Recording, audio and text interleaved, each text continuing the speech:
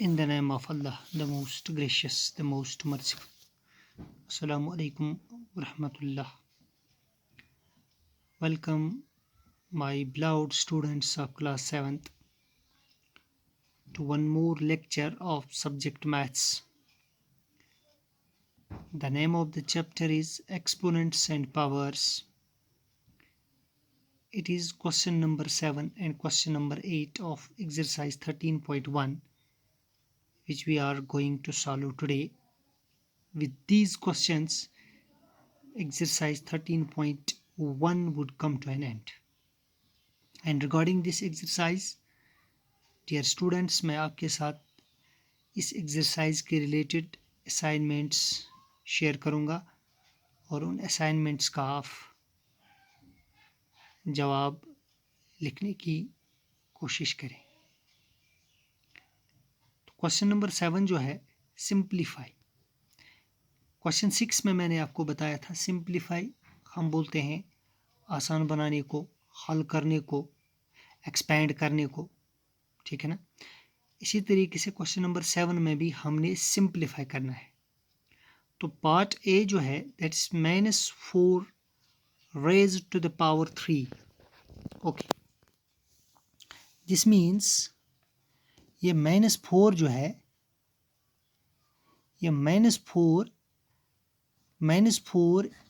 is to be multiplied with -4 3 times. That's -4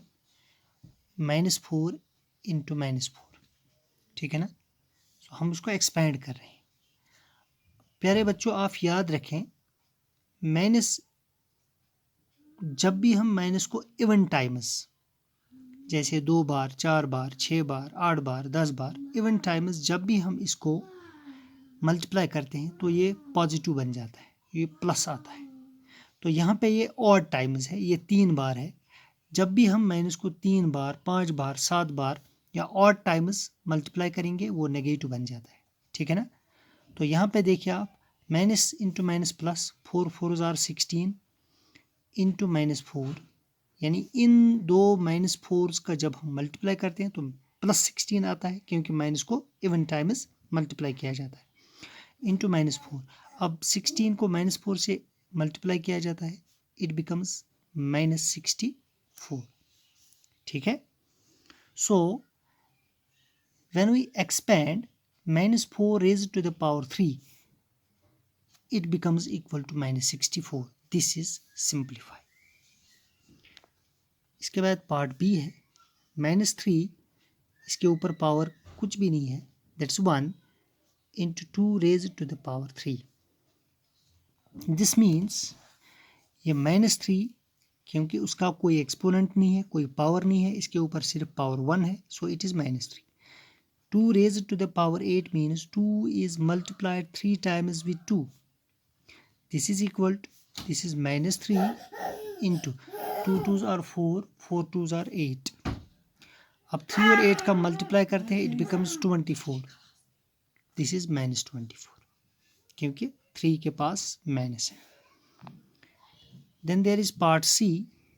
part C is -3 raised to the power 2 into -5 raised to the power 2.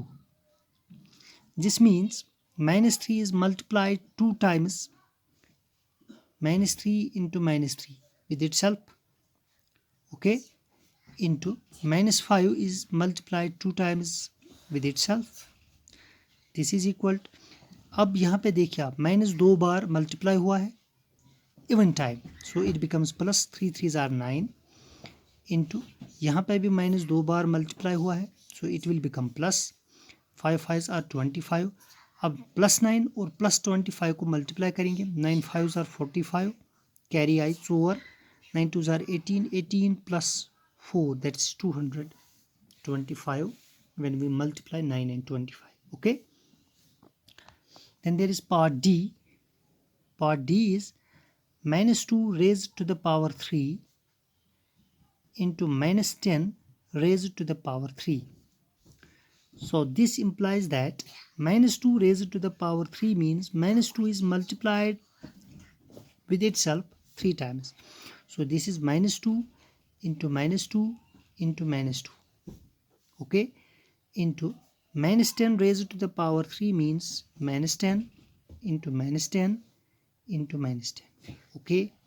So this implies that, अब यहाँ पे देखिए आप, मैंने पहले भी आपको बताया, अगर माइनस को इवन टाइम्स मल्टीप्लाई किया जाए तो पॉजिटिव बन जाता है, प्लस बन जाता है, जैसे 2 बार, 4 बार, 6 बार, 8 बार, 10 बार इवन टाइम्स। अगर ऑड टाइम्स तो माइनस आता है। तो यहाँ पे ऑड टाइम्स मल्टीप्लाई हुआ है, 2 2s are 4, 2s are 8, so it becomes -8, okay. Into यहाँ पे भी माइनस को ऑड टाइम्स मल्टीप्लाई किया जाता है, so it becomes minus 10 10s are 100 into 10, so it becomes 1000। अब देखिए आप, यहाँ पे अब माइनस को 2 बार यानी इवन टाइम्स मल्टीप्लाई किया जाता है, तो it becomes plus 8 0s are 0, 8 0s are 0, 8 0s are 0, 8 1s are 8। So the value of this is 8000. This is simplification, or we can say expansion. Dear students, then there is question number 8. See, question 8 says compare the following numbers. हमारे पास कुछ numbers दिए गए हैं, हमने उनको compare करना है। यह बात याद रखें, जब भी हम नंबर्स को कंपेयर कर रहे हों तो हमने वहाँ पे 3 चीज़ों का ख्याल रखना है। क्या एक नंबर दूसरे नंबर के बराबर है? क्या एक नंबर दूसरे नंबर के से छोटा है? क्या एक नंबर दूसरे नंबर से बड़ा है? तो अगर इन तीनों केसेस में हम ये देखें तो हम नंबर्स को कंपेयर कर रहे हैं, ठीक है ना। अब हमारे पास नंबर्स पड़े हुए हैं। पहला नंबर है 2.7 into 10 raise to the power 12, दूसरा है 1.5 into 10 raise to the power 8। यहाँ पे हमने कंपेयर करना है। देखो, मैं आपको एक मेथड बताऊँ जिसकी वजह से आप इन नंबर्स को, इन जैसे नंबर्स को कंपेयर कर सकते हैं। तो यहाँ पे बेस क्या है 10, 10 के ऊपर पावर क्या है, एक्सपोनेंट क्या है 12। यहाँ पे बेस क्या है 10, तो इसके ऊपर पावर क्या है 8, ओके, ठीक है ना। तो अब देखिए यहाँ पे देखिए आप, ये 10 जो है, ये 10, that means this 10 is multiplied 12 times with 10, this 10 is multiplied 8 times, so obviously ये 10 जो होगा ये ज़्यादा होगा इस 10 रेज टू द पावर 8 से, ठीक है ना। तो हम क्या लिखेंगे, while observing the expansion of base 10, so therefore जो 10 raised to the power 12 होगा, it is greater than 10 raised to the power 8. So we can write down that usually 2.7 into 10 raised to the power 12, it would be, obviously it would be greater than 1.5 into 10 raised to the power 8. इसको आप check भी कर सकते हैं, ये मैंने आपको short method बताया। आप इसको ऐसे भी कर सकते हैं, 2.7 into 10 raise to the power 12, 10 को 12 बार मल्टीप्लाई करेंगे विद इट सेल्फ, फिर देखेंगे क्या नंबर आएगा, इसी के बाद ये फिर उन नंबर्स को आप कंपेयर कर सकते हैं, ऐसे भी आप कर सकते हैं, ये मैंने आपको बताया, ठीक है ना। इसके बाद पार्ट बी है। Part B is 4 into 10 raise to the power 14, यहाँ पे 3 into 10 raise to the power 17। यहाँ पे देखिए पहला नंबर हमारा है 4 into 10 raise to the power 14। तो यहाँ पे भी जब हम इस 10 को एक्सपेंड करेंगे तो इसमें 1 और 14 जीरोज आएंगे, इसमें 1 और 17 जीरोज आएंगे। तो यहाँ पे ये जो है ये नंबर छोटा होगा इससे, तो हम लिखेंगे while observing the expansion of base 10, ठीक है ना, बेस यहाँ पे भी 10 है, सो therefore 10 raised to the power 14 जो होगा it would be less than 10 raised to the power 17, ठीक है ना। सो therefore ये नंबर जो है 4 into 10 raised to the power 14, it would be less than 3 into 10 raised to the power 17. So this is comparison, ये हमने बताना था। तो पहले केस में ये नंबर जो है ये इस दूसरे नंबर से बड़ा है, और दूसरे केस में यह नंबर जो है पहला वाला नंबर ये दूसरे नंबर से छोटा है। ठीक है ना। तो इस तरीके से आप इन नंबर्स का कंपेयर कर सकते हैं। So this was question 7 and 8. With this, your exercise 13.1 gets completed.